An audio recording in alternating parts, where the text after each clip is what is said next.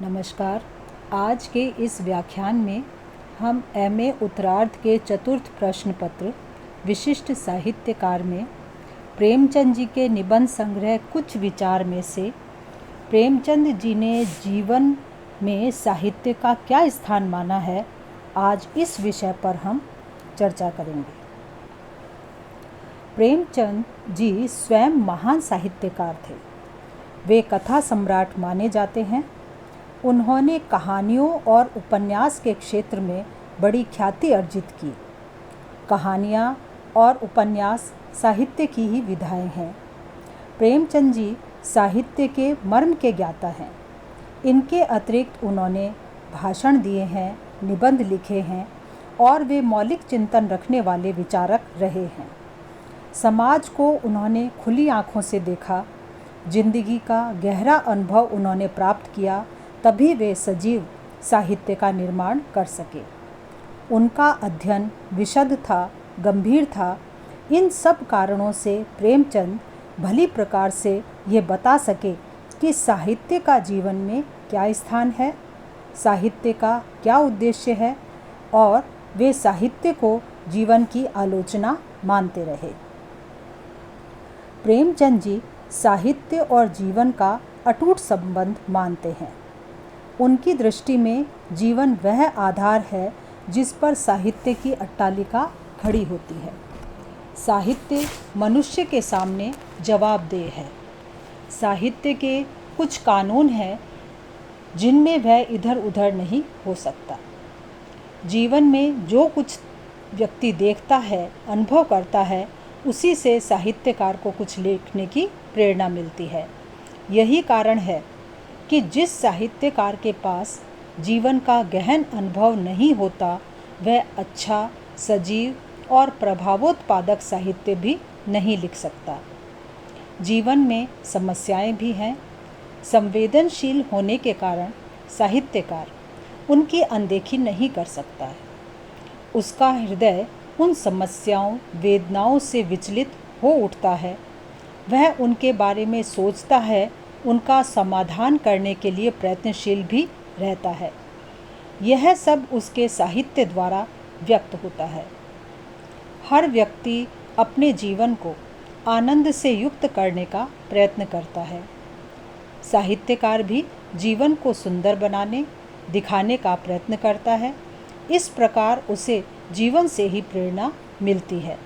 जीवन का ही वह विवेचन करता है और जीवन को ही सुंदर बनाने का लक्ष्य लेकर आगे बढ़ता है।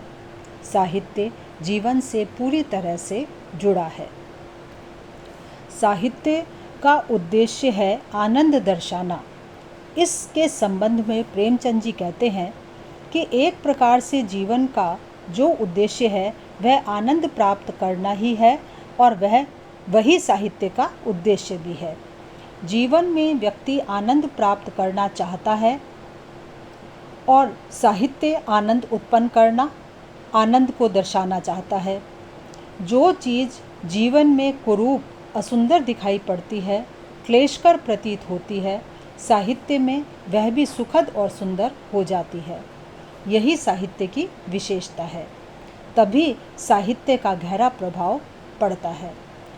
कोई भी रस नहीं जो साहित्य में सुंदर नहीं हो जाता हो। विभत्स रस भी साहित्य में सत्य और सुंदर तत्व ला देता है। साहित्य हर एक रस में सुंदरता खोजता है। रंग की झोंपड़ी में जितनी आसानी से सुंदरता मूर्तिमान रूप हो सकती है, उतनी महलों में उतनी आसानी से नहीं। भारतेंदु ने शमशान का जो वर्णन किया है वह बड़ा ही विभत्स है। प्रेत और पिशाच अधजले मांस के लोथड़े नोच रहे हैं, हड्डियां चबा रहे हैं।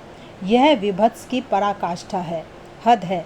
फिर भी वह यहाँ सुंदर वर्णन के रूप में दिखाई देता है, क्योंकि वह वर्णन बाद में आने वाले स्वर्गीय दृश्य के आनंद को तीव्र करने के लिए हुआ है। महाराजा हरिश्चंद्र ने मरघट पर कार्य किया, कष्ट सहे, परीक्षा में खरे उतरे, तभी तो आगे उन्हें महान माना गया और उन्हें बाद में सुख मिला। आनंद का संबंध अकृत्रिम से है। इस संबंध में प्रेमचंद जी ने बताया है कि जो कृत्रिम है, आडंबरपूर्ण है, वह सत्य नहीं है। जो सत्य नहीं है वह सुंदर भी नहीं है, आनंदपूर्ण भी नहीं है। कोई भी वर्णन सुंदर के समावेश से ही साहित्य कहलाने का अधिकारी होता है। जासूसी उपन्यासों में अद्भुत वर्णन रहता है। उस उपन्यास को साहित्य तभी कहेंगे जब उसमें सुंदर का समावेश भी हो जाए। खूनी व्यक्ति का पता लगाने के लिए पता लगाने वाले द्वारा कष्टों का झेलना, न्याय की रक्षा का भाव रखना, ये भाव ही जासूसी उपन्यास को सुंदर बनाते हैं। सत्य आनंद का स्रोत बनकर साहित्य कहलाने लगता है। आनंद का संबंध मनोभावों से ही होता है। साहित्य मनोभावों से, हृदय से संबद्ध है। इस संबंध में प्रेमचंद जी ने बताया है कि साहित्य का संबंध मनोभावों से रहा है। जीवन केवल खाना पीना, सोना और मर जाना यही नहीं है। जीवन में कुछ मनोवृत्तियाँ होती हैं जिनमें से कुछ बुरी और कुछ अच्छी होती हैं। अहंकार, ईर्ष्या, द्वेष आदि बुरी प्रवृत्तियाँ हैं, तो दया, प्रेम, करुणा आदि अच्छी प्रवृत्तियाँ भी हैं। अच्छी प्रवृत्तियाँ हमें प्रकृति से संबंध स्थापित करने में सहायक होती हैं। साहित्य बुरी प्रवृत्तियों पर संयम रखना सिखाता है और इस प्रकार मनुष्य को पतन से रोकता है। वह सत्य की प्राप्ति कराता है और यह काम सद्वृत्तियों को जगाकर करता है। सद्वृत्तियाँ ज्ञान उपदेश से उतनी आसानी से नहीं जगती जितनी कि साहित्य के द्वारा जाग जाती हैं। तभी तो उपनिषदों और धर्म ग्रंथों ने भी साहित्य की सहायता ली है और कथाएं रची हैं। वे कथाएं आनंदप्रद हैं। हृदय द्वारा ही मनुष्य की आत्मा तक संदेश पहुंचाया जा सकता है। नटखट बच्चे को डांट फटकार से उतनी अच्छी तरह से नहीं समझाया जा सकता जितना कि अच्छी तरह से प्रेम से समझाया जाता है। साहित्य का भी सद्वृत्तियाँ जगाना ऐसा ही कार्य है। साहित्य हृदय को उदार और व्यापक बनाता है। इस संबंध में प्रेमचंद जी का मानना है कि समाज में बहुत से तरह के भेदभाव हैं, संकीर्णताएं हैं, परंतु साहित्य में संकीर्णता नहीं है। समाज में विद्यार्थी विद्यार्थी के प्रति, कृषक कृषक के प्रति रुचि रखता है, परंतु साहित्य में मानवता विशाल हो जाती है। वहाँ हम सबके प्रति रुचि लेने लगते हैं। साहित्यकार का भाव व्यापकता लिए हुए रहता है। समाज में हम कुछ ही लोगों को अपना मानते हैं, उनसे अपनत्व रखते हैं, परंतु साहित्य में वर्णित विदेश के व्यक्ति से भी वही अपनत्व रखने लगते हैं। विश्व बंधुत्व की भावना साहित्य से ने ही जगाई है। साहित्य का महत्व हृदय को उदार बनाने की दृष्टि से बहुत अधिक है। कोई व्यक्ति स्वभाव से कितना भी बुरा हो, उसमें भी सुंदर की ओर आकर्षण होता ही है। बुरे से बुरे मनुष्य के हृदय पर भी करुणा, दया, प्रेम आदि का असर होता ही है। असर डालने की यह शक्ति साहित्य में सर्वाधिक होती है, क्योंकि उसमें वर्णन सरस हो जाता है।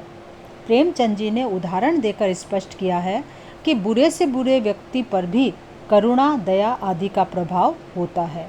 नादिर शाह से ज़्यादा निर्दयी और क्रूर कौन होगा? उसने दिल्ली में कत्लेआम कराया था। उससे कत्लेआम रोकने की बात कहने का साहस कोई नहीं कर सकता था। उसके एक रसिक वजीर ने एक शेर पढ़कर उस कातिल नादिर शाह के दिल में भी मनुष्यता का भाव जगा दिया था और उसने कत्लेआम बंद कर दिया था। साहित्य देवत्व प्रतिष्ठित करता है। इस संबंध में प्रेमचंद कहते हैं कि मनुष्य स्वभाव से देवतुल्य है। जमाने के छल प्रपंच या परिस्थितियों के वशीभूत होकर वह अपने देवत्व को खो बैठता है।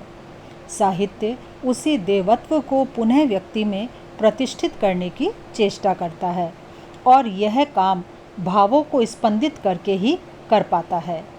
अपनी उस शक्ति के बल पर संसार में सभ्यता साहित्य ही प्रतिष्ठित कर सका है। हमारी सभ्यता साहित्य पर ही आधारित है। हम जो कुछ हैं वो साहित्य के द्वारा ही बनाए हुए हैं। साहित्य विश्व की आत्मा की प्रतिध्वनि है। साहित्य सामाजिक आदर्शों का सृष्टा है। इस संबंध में प्रेमचंद जी का मानना है कि साहित्य में जीवन का यथार्थ वर्णन होता है और आदर्श भी उसमें प्रस्तुत रहता है। जीवन क्या है और उसे कैसा होना चाहिए, इन दोनों का उचित सामंजस्य समन्वय साहित्य करता है। यदि समाज आदर्श विधिहीन हो जाता है तो उसका पतन हो जाता है। साहित्य ही समाज के सामने आदर्श रखता है, उसे सरस ढंग से भावों को स्पंदित कर आदर्श की ओर मोड़ता है। वह मानवता को जगाता है, हैवानियत के प्रति घृणा का भाव जगाता है। साहित्यिक आदर्श राष्ट्र की मूल्यवान संपत्ति हुआ करते हैं। साहित्य स्वयं मर्यादाओं को में बंधा होता है। मकान को गिराने का काम तो मजदूर भी कर सकता है, पर आलीशान इमारत का निर्माण इंजीनियर ही कर सकता है। समाज का उत्थान उसी तरह समाज का उत्थान भी साहित्यकार ही कर सकता है। उसे क्षति तो चोर लुटेरे बदमाश भी पहुंचाते रहते हैं। वाल्मीकि और व्यास बहुत नहीं हैं। ऐसे साहित्यकार वे ही हो सकते हैं जो तपस्वी हों। साहित्य के उत्थान से राष्ट्र का उत्थान जुड़ा हुआ है। वह अत्यंत मूल्यवान वस्तु है। चटपटी ओजपूर्ण भाषा में लिखी हुई हर एक रचना साहित्य की कोटि में नहीं आती है। केवल भाषा ही सब कुछ नहीं है, मुख्य है समाज को उत्थान की ओर ले जाने की शक्ति। साहित्यकार की दृष्टि में हिंदू, मुसलमान, ईसाई का कोई भेद नहीं होता। उसकी दृष्टि में वे मात्र मनुष्य हैं। वह सद्वृत्तियाँ जगाकर सब में मानवता जगाना चाहता है।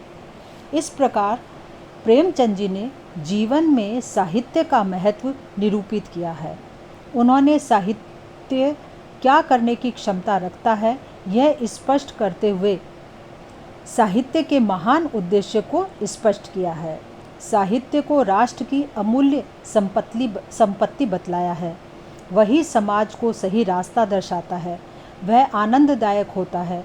वह सत्य और सुंदर का चित्रण करता है। साहित्य हर वस्तु के सुंदर पहलू को दर्शाता है और आनंदप्रद बनाता है। साहित्य मानव को संकीर्णताओं से ऊपर उठाकर उसके हृदय को विराट बनाता है, जिसमें अपने पराये का भेद नहीं रह जाता। साहित्य का उद्देश्य आनंद प्रदान करना है। यह कार्य वह सत्य और सुंदर का दर्शन कराकर करता है, सद्वृत्तियों को जगाकर करता है। जो कार्य विज्ञान, दर्शन, राजनीति नहीं कर सकती उसे साहित्य कर सकता है, और वह है मुख्य रूप में मानवता के संचार का काम। साहित्य से ही सभ्यता अस्तित्व में आई है। मनुष्य में जो देवत्व है उसे साहित्य ही जगाता है। यही साहित्य का जीवन में महत्व है। ऐसा करना ही साहित्य का प्रमुख उद्देश्य है। प्रेमचंद जी के शब्दों। धन्यवाद।